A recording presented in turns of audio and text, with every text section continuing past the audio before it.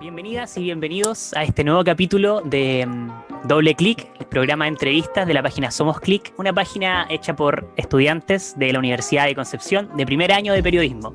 En esta oportunidad me acompaña Antonio, miembro de la página. ¿Cómo estás, Antonio? Muy bien, muy bien. Aquí un poco emocionados con el invitado que tenemos hoy día.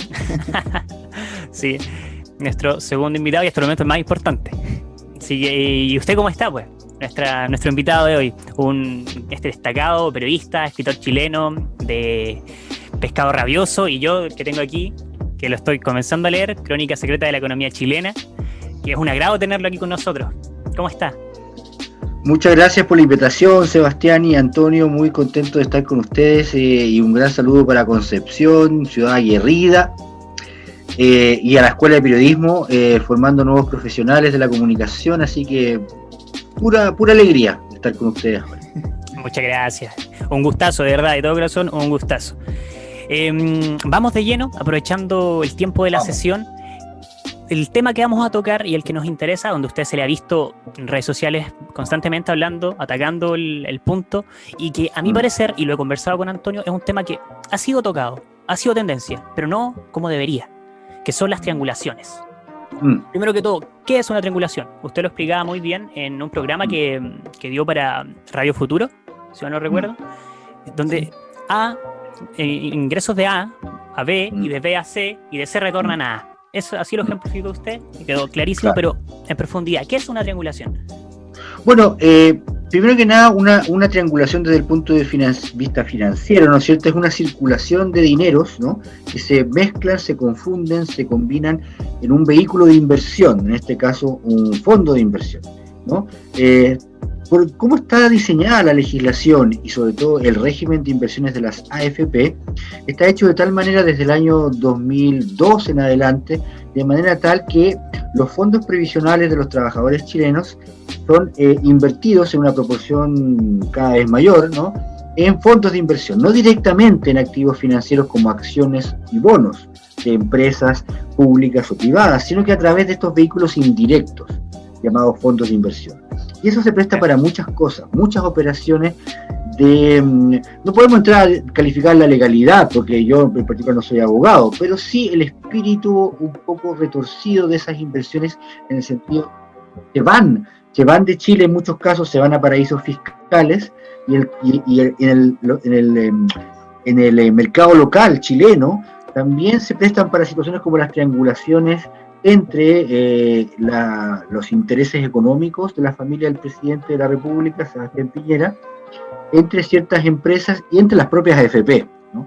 Claro, porque acá lo que pasa es, usted dice no entremos a calificar de ilegal o no, pero por lo que hemos visto con Antonio en redes sociales, sí se viola una norma, es un decreto ley, sí, del 3500, sí. se viola. Es que hay una contradicción.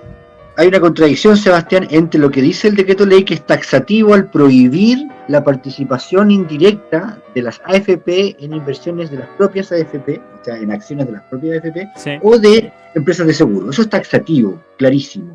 Artículo 45 y 47. Y sin embargo, con las reformas que se hicieron entre 2002, 2008 y 2011, se abrió una ventanita, una puerta chica, para que sí se pudiera, de manera indirecta, con unos topes y porcentajes que se calculan más encima por cada fondo, por cada multifondo. Las AFP tienen fondo, claro, A, B, B. Claro, que esa es la explicación y cómo se excusaba el superintendente de pensiones. Correcto. Que consideraba cada inversión por cada fondo separado, no como la AFP en total.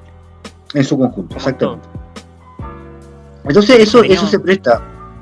Por favor, sí, dale. Que tenían unos porcentajes y claro, no los pasaban. Individualmente no los pasaban, pero en un total se excedía notablemente. Claro, porque la AFP es una sola, tiene un solo root, ¿no? Claro. Y los fondos Moneda Small Cap y Pionero son de la misma administradora, de Moneda Asset Management, cuyos dueños, controladores, son amigos personales del presidente de la República, se formaron con él en las ligas del mercado financiero. Entonces, y es además Moneda Asset uno de los 3 administradores del fideicomiso ciego, conjunto con BTG Pactual y Atlantis. Una pregunta, ¿cuál es el error de Sebastián Piñera, del presidente? en toda esta defensa, apología que hace. Y Mira, yo no sé nada. Sí, bueno, el tema de que si el fideicomiso ciego es realmente ciego, bueno, ahí no tenemos manera de discernirlo ni pronunciarnos al respecto, ¿no? Supuestamente es ciego, el presidente no tiene información al respecto. Y gran parte, y probablemente sea cierto, pero gran parte de la fortuna que él amasó durante sus años de operador financiero y senador, hay que recordarlo que esa fortuna también se retroalimentó de la participación de Sebastián Piñera como senador en la discusión de cuerpos regulatorios muy importantísimos, como la ley del mercado de capitales del año 93-94. Te aparece su hermano, que supuestamente tenían mala onda, que no se llevaban muy bien. Exactamente, al final parece que no era tal esa mala onda entre los hermanos Piñera, parece que estaban bastante coordinados para hacer inversiones muy lucrativas en AFPs y en una serie de sociedades anónimas. Pero además está el punto que él heredó en vida a sus hijos, y en particular al que está involucrado en el sector financiero, que es Sebastián Piñera Morel, ¿no? Entonces él heredó esta fortuna en vida, formó otras sociedades de inversión como Odisea, San Crescente, PP y otras, ¿no? Entonces todas ellas participan del mercado financiero y participan en los fondos de inversión que reciben inversión de las AFP. Me explico, o sea, esto se llama en jerga financiera un family office, ¿no? Es la oficina de inversión de los ricos en Chile, básicamente las familias más acaudaladas del país, se llaman family office. Entonces esos family office invierten en los fondos de inversión 100, digamos, y después llega la AFP, las AFP, más de una, e invierten 1000. Entonces con esa inversión de la AFP, en nombre de todos los chilenos, de todos los trabajadores chilenos, se le da una enorme liquidez al fondo de inversión. Aumenta de valor las cuotas por la propia gravedad que supone recibir inversión de la AFP. Y todo esto se hace bastante rápido, se aprueban. A todo esto, los activos financieros en que invierten los fondos no pasan por ninguna calificación de riesgo, ¿no? Muchos de ellos son vehículos de inversión, como les decía, en paraísos fiscales, que invierten en deuda castigada de empresas al borde de la insolvencia, private equity, que es un mecanismo de inversión en empresas supuestamente con potencial de crecimiento, pero también se pueden caer, y ahí no hay ningún control, ninguna regulación, la superintendencia ni se mete, ¿no? Bueno, hay eso lo perturba, ¿no? Que es, sí, Antonio, por favor. Que después de esto, ¿quiénes son los que están supervisando la AFP en este caso? Y después, claro, en Moneda Asset, la AGF, que sería como las dos corporaciones o empresariales que están metidas en la triangulación, ¿no? ¿Quién está haciendo mal su pega? o quién Bueno, está haciendo vista gorda, en realidad.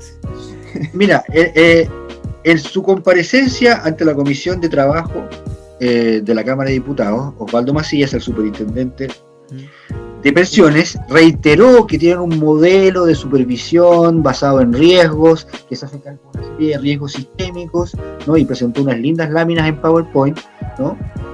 Con unos esquemas circulares y anillos de supervisión, pero que a la larga no significan nada porque la inversión en fondos asciende a $9.000 millones, ¿no? Y ahí, por ejemplo, hoy en día sacamos en Interferencia una nota que habla de las inversiones de la AFP Provida, una en particular en BTG Pactual, un fondo de BTG Pactual que a su vez invirtió en bonos de deuda del grupo Sayé y del grupo Cueto, dos grupos al borde de la insolvencia. El grupo Cueto, controlador de LATAM, al borde de la insolvencia, y el Corpbanca de Álvaro Sayé también ya está en default por los bonos bancarios que tienen. Entonces, ¿cuál es la gestión de riesgo ahí? Si estos bonos siempre fueron peligrosos, siempre fueron riesgosos. Están invirtiendo peligrosamente, sobre todo la TAM. Claro, o sea, y eso venía de antes, ¿no? Entonces, por eso la TAM viene a la baja de hace tiempo. 5 años al menos, 5 años. 5 años, entonces, por eso yo como ciudadano y como afiliado de una AFP, yo tengo serias dudas al respecto a la labor de supervisión del superintendente Macías, que además justifica todo lo que hace el gobierno, todo lo que hace la AFP. Es como un policía que siempre le encuentra la razón, un policía de tránsito, que nunca para a los tipos con exceso de velocidad. Entonces pasa un BMW a 200 por hora y lo hace parar y dice: ¿cómo está don Francisco Javier Eguiguren y Raza Valdés? Voy súper apurado al bautizo de mi hija. Vaya nomás, caballero, no se estrese tan.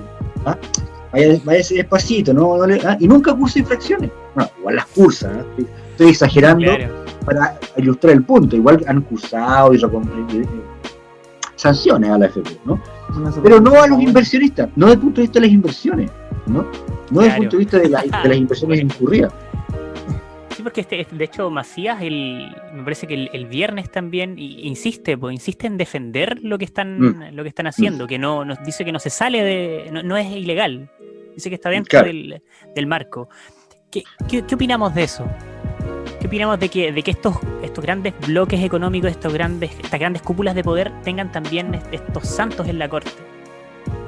Bueno, yo creo que yo me atrevería a decirlo, que nuestra democracia está secuestrada por el capital financiero. O sea, el capital financiero es el que financia campañas, hace lobby, tiene visibilidad absoluta en los medios hegemónicos de prensa, radio y televisión. Entonces ellos entran, ellos dicen, ellos cuentan, ellos aclaran, ellos deciden, ellos zanjan, ¿no?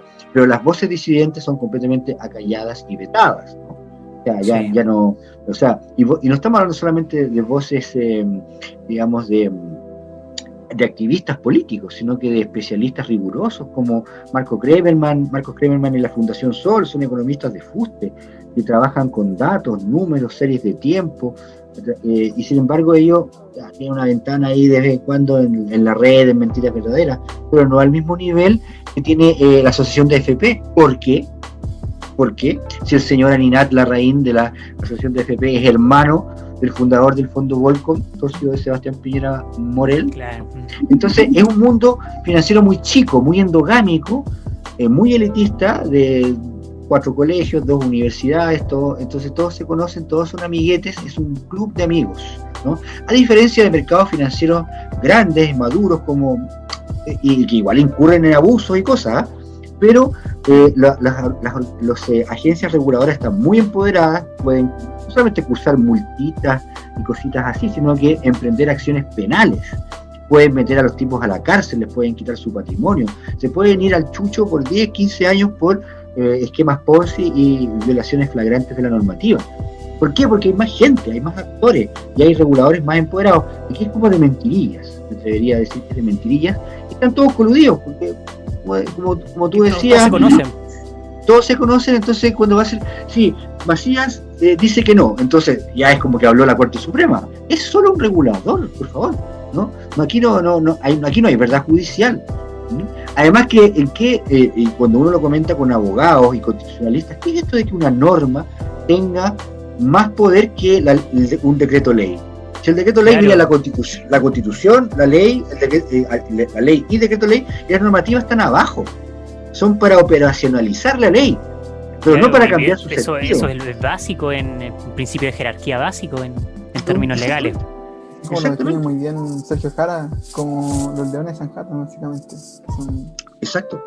En ese libro, Sergio, editor general del Desconcierto, autor del libro, como tú señalas, Antonio, hace una radiografía de las prácticas de Sanjata y son... además que es un club de amigos súper machista, socialmente endogámico, patriarcal, sin miradas distintas. La máxima diversidad que tienen es entre los que estudiaron en la Universidad de Navarra del Opus Dei o los que estudiaron en la London School of Economics, que son como los liberales, los buena onda, los que tienen amigos gays, ¿cierto? y bailan tecno. Esa es toda la diferencia que hay en esta clase social, a cargo de los ahorros de todos los chilenos, que controla, tergiversa, manipula, ¿no es cierto? Y se autoasigna remuneraciones y comisiones a sí mismos. Qué peligroso, ¿no? Es tremendo. De ese grupo que se denomina como liberales, pero en realidad son solamente liberales en lo económico, ¿no? Claro, o sea, como gran cosa, Felipe Cas se vistió de mujer para una campaña. Y tienen amigos en la fundación iguales, y eso es toda la super onda diversa que tienen, ¿no? Pero como tipo pantalla, suena así. Como que el asesor va por detrás, les dice, mira, tienes que hacer esto porque tienes que parecer esto. Pero uno nunca va a estar en la cabeza de la persona. Si realmente lo siento, se identifica con lo que está gritando a cuatro vientos. Mira, más allá de calificar las intenciones, quizás igual haya un afán genuino de incorporar a sus amigos, pero al fondo es dentro del círculo social que ellos componen, porque aquí no hay mapuches, aymara, rapanuis, gays, flaites, o feministas, o representantes de las disidencias sexuales, sí, de verdad, ¿no? No, eso no lo vamos a ver, porque la mirada financiarizada de la vida, que es la que domina en Chile, ¿no es cierto?, es la que tiene a nuestro país al borde del ataque de nervios. O sea, ¿por qué los jóvenes se alzaron en el 18 de octubre del año pasado?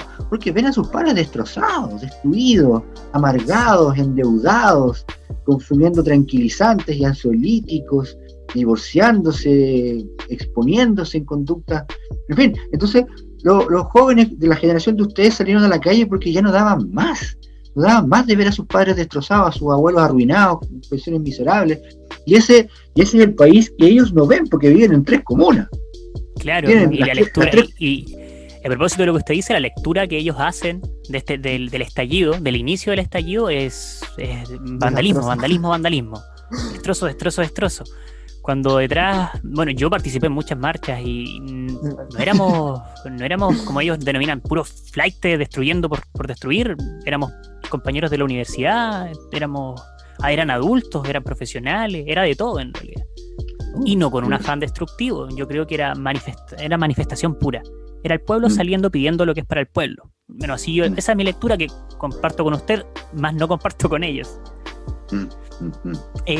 Para volver un poquito al tema, que era algo que nos llamaba mucho la atención con Antonio antes de empezar la entrevista, estos días de preparación, que era ¿cómo ve usted que ha sido el tratamiento de los medios en torno a esta noticia de la triangulación? Bueno, ahí cabe una reflexión importante respecto a lo que es el periodismo hoy en Chile, porque yo soy de la generación ochentera, yo tengo 54 años, yo entré a la universidad el 85, en marzo, o sea, poco después del terremoto del 85, del asesinato de los hermanos Vergara, del caso de Gollado. Fue una época muy jodida y muy violenta además, ¿no? Y en esa época el país tenía una prensa disidente opositora que se había ganado un espacio, se le había concedido un espacio. Eso es debatible, ¿no es cierto?, para los historiadores, que eso fue resultado o no de las presiones internacionales, del caso Letelier, del caso Ronquén y otros, cuando ya se fue imposible ocultar, para la dictadura le fue imposible ocultar las violaciones más flagrantes a los derechos humanos. Entonces se abrió un espacio en la prensa disidente y teníamos esas publicaciones. Había periodistas de trinchera que arriesgaban la vida en Hoy, Cauce, Análisis, después fue Fortín Mapocho, etcétera. Entonces, en la radio cooperativa, en la radio chilena, que pertenecían a la Iglesia Católica. Teníamos la Vicaría de la Solidaridad. Entonces había un tejido social y comunicacional que resistió, ¿no? Que se mantuvo y resistió y logró dar golpes periodísticos gigantescos, ¿no? Mónica González, la revista Cauce, golpeó con la casa de los Curros, ¿no es cierto? Tú lo conoces todo eso.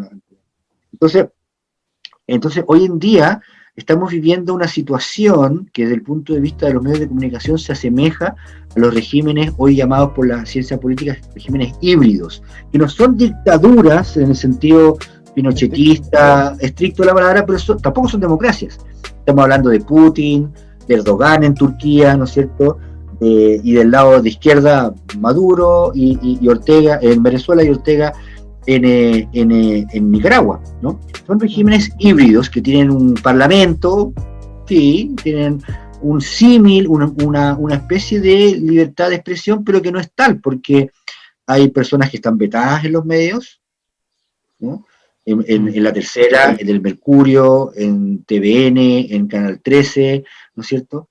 Entonces, y todas las pautas, ¿te parecen?, convergen en denostar a ciertos personajes, y el culpable de todo esto es el Partido Comunista, de todo lo que hay en Chile, ¿no es cierto?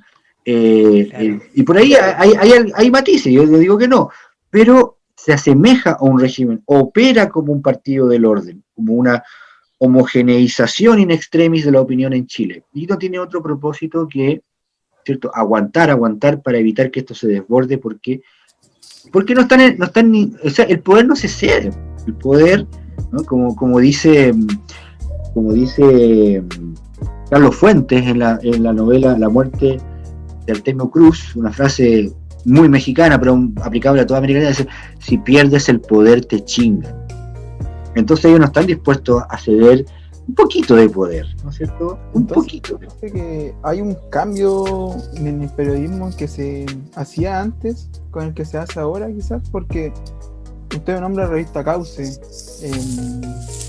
como por ejemplo el Fortín Mapocho. Son revistas que duraron bien poco en realidad, ¿no? Que desaparecieron al tiempo. Dieron tremendos golpes periodísticos, pero no perduraron mucho más después, a pesar de esos golpes. Claro, porque cuando llegó la democracia, el gobierno, los sucesivos gobiernos de la Concertación, incluyendo el diario de la Época, los dejaron morir, porque les era incómodo eso. Era más cómodo lidiar con el Mercurio y la Tercera y Copesa. Entonces, ahora, volviendo a la reflexión, que ahora tú me llevas a eso, Antonio.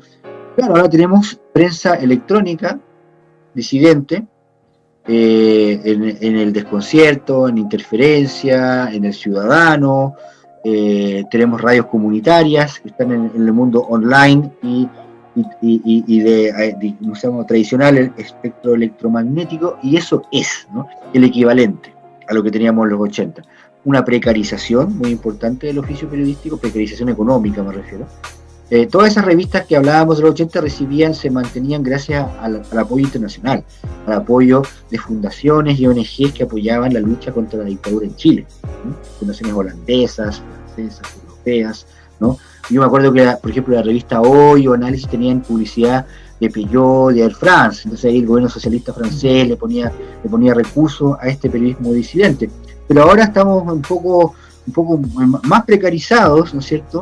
Pero al mismo tiempo la tecnología también nos permite, y las redes sociales nos permiten también llegar, ¿no es cierto? Yo publiqué una nota en El Ciudadano con Ignacio Chapacase sobre las triangulaciones de hábitat y moneda, picadas con pelas y manzanas, que tuvo en 2 días 30.000, fue compartido 30.000 veces en Facebook, que es una red que nos trata.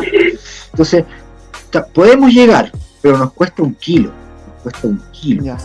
Y tenemos que sacrificar horas de otros trabajos remunerados para hacer este periodismo de voluntariado, este periodismo que, a la luz de lo que está ocurriendo en nuestro país, que camina hacia una dicta blanda o un régimen, ¿no? Es bastante complejo para uno, ¿no? Ahí está el trabajo de las nuevas generaciones, de nosotros, bueno, con Antonio. Ustedes. Sí, exactamente. Empezar a formar un periodismo que sea más colaborativo, más cooperativo y más fiel a nuestra función como detectores de la verdad y de las mentiras en la sociedad. Claro. Este tipo de cosas que están pasando, las triangulaciones, todo esto del proceso constituyente que se dé de manera limpia, todo eso, aunque nosotros no estemos ya ejerciendo, que no tengamos el título bajo el brazo, igual podemos crear instancias como esta, podemos conversar con personas que sí saben e ir transmitiendo la información. Porque no le vamos a dejar tampoco la pega solamente a los que tienen el vigor, pues no le dejemos la pega a Interferencia, a Ciper, al mostrador. La idea uno igual puede hacerlo. Yo soy creyente de eso. Uno tiene su red social, uno tiene su círculo, que no es el mismo del otro.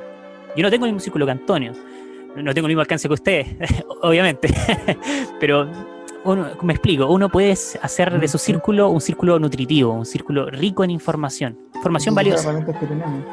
Sí, pues, tampoco soy tan, bueno, el periodista tiene que solamente informar hechos noticiosos de política y economía. No, yo creo que el entretenimiento en una sociedad igual es vital. Es vital, no voy en contra de eso, de ese periodismo. Pero en tiempos como en tiempos como está la sociedad chilena, donde todos se quieren lavar las manos, yo creo que es vital que nosotros hagamos eso desde pequeños, desde que nos estamos formando. Bueno, yo lo encuentro notable lo que ustedes hacen, y es más, creo que precisamente cuando yo converso, yo tengo una hija de la edad de ustedes, bueno, en realidad mayor, mi hija tiene 5, 4, ella egresó de la Católica de Arte. Entonces, cuando yo hablo de política con ella, siempre me encuentro con una cosa bien saludable, un contrapunto muy saludable, generacional, y que me dicen, no, pues ahora el poder tiene que estar distribuido. Tiene que haber una política que no sea simplemente seguir a un líder, ¿no? Cuando uno ve así, claro, es como una inteligencia descentralizada, ¿no? Una inteligencia en el sentido del conocimiento y la divulgación del conocimiento. Entonces, es una red que tiene nodos y personajes y comunicadores, investigadores que no están coordinados necesariamente, pero que contribuyen a un fin común, ¿no? A un objetivo común, ¿no? Y en ese sentido somos muchos más que en los 80, ¿no? En ese sentido estamos empoderados por una parte, precarizados por un lado, lo que les comentaba, y empoderados por otro, ¿no? Hay una entropía del periodismo grave, ¿no? Sí. Pero por otra parte hay una toma de conciencia súper relevante en la generación de ustedes. Eso lo encuentro muy positivo, y que ustedes lo estén haciendo desde el primer año da razones, entrega motivos para estar optimistas, ¿no? De hecho, yo encuentro que eso, hay una lectura aquí que se hizo después del estallido social, en la que quizá antes del estallido, yo creo que en mi caso, hablando particularmente, el tema de la política no se tocaba en la mesa. Y después del estallido fue un tema que ya era un tema de debate, sí o sí, que iba a la mesa, ¿no?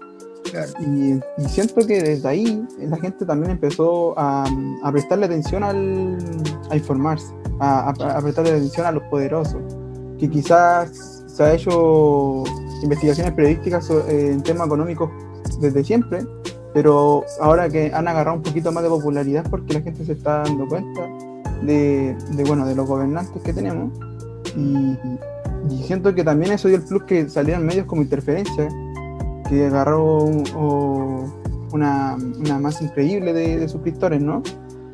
Y en base a eso, siento que estamos en el momento en el que la gente está con los ojos puestos en informarse, hablándolo bien en grandes rasgos.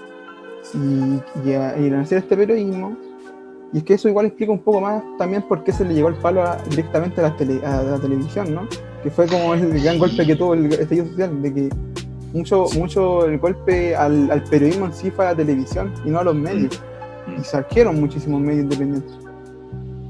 Entonces, desde esa lectura yo encuentro que... Absolutamente.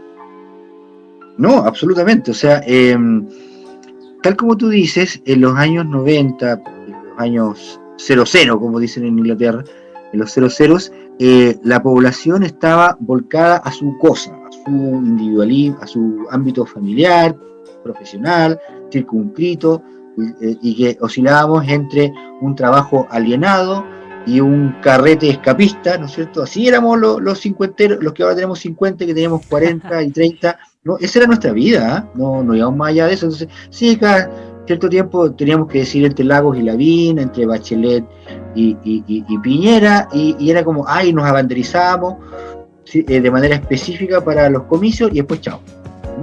Entonces, yo mismo que estaba en este oficio, como que era bastante, y lo tengo que reconocer, bastante superficial en mi análisis, ¿no? Porque confiaba en el progresismo, confiaba en los representantes del progresismo, en el PPD, en el PS, o incluso en la DC. Yo más o menos no cuestionaba el grado en que esos movimientos políticos habían sido cooptados por el dinero, por el capital financiero.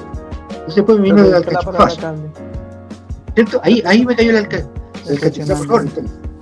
Me encuentro que ahí está la palabra clave, quizás que al periodismo le faltó en todos los gobiernos de Concerta, porque el periodismo hizo su pega después a la vuelta de la democracia, ¿no? Pero cuando fue ya como el periodo de la concertación, faltó el cuestionamiento quizás de lo que estaban haciendo. Claro, había una autocensura, había un quedarse tranquilo con la versión de tu fuente. Tu fuente te dice esto, tú no la cotejas, sobre todo si estamos hablando de periodismo económico financiero, ¿no? Entonces yo me acuerdo del 94, cuando se privatizó LAN, ¿no? Se privatizó LAN, y ¿quién compró el paquete accionario de Corfo? Se había privatizado el 89 y quedaba todavía un paquete accionario de Corfo que era como el 20% de la empresa. Todavía estaba en manos del Estado. Se subastaron esas acciones en la bolsa, ¿y quién las compró? Diario Financiero. Sociedades PIN que habría sido comprado, mira todos los condicionales del verbo, habría sido comprado por sociedades vinculadas con el senador Sebastián Piñera. ¿Cómo que habrían sido compradas y vinculadas? O sea, nadie podía mirar una FECU en esa época, pedir la FECU, ver la cuestión. Evidente que la compró Piñera, que era un senador que se compró un activo estatal. O sea, una cuestión que de país bananero, pero, o sea, ordinario. Y todo así, todos los Larry, todos haciéndose los Larry, el regulador, la prensa y el propio senador. O sea, el rey andaba desnudo, a poto pelado, por decirlo bien chileno, y todos nos hacíamos los lesos, ¿no? Si mirábamos por otro lado, no, si no está en pelota, no, si está, y tiene sus pantalones. Entonces, eso se llevó a un extremo, ¿no? De tanto va el cántaro al agua que se termina rompiendo, de tanto estirar el elástico se rompió, la ciudadanía no aguantó más, ¿no? Y ahora está tratando de recomponer esas confianzas, pero con herramientas y métodos bien dudosos. Bien penca. Sí, estamos en una crisis. Estamos en una crisis socialmente hablando, y eso es innegable. Exacto. ¿Sí, Antonio?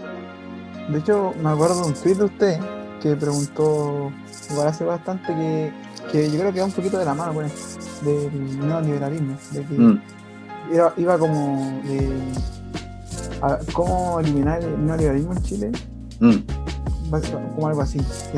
Bueno, yo quería hacer esa contrapregunta a usted. ¿Cuál es la solución de usted para eso? Bueno, está difícil, ¿no? Porque el neoliberalismo no es sinónimo de capitalismo, punto uno, ¿no? Hay varias formas de capitalismo, un capitalismo liberal, un capitalismo social de mercado, que es como el modelo alemán, ¿no es cierto?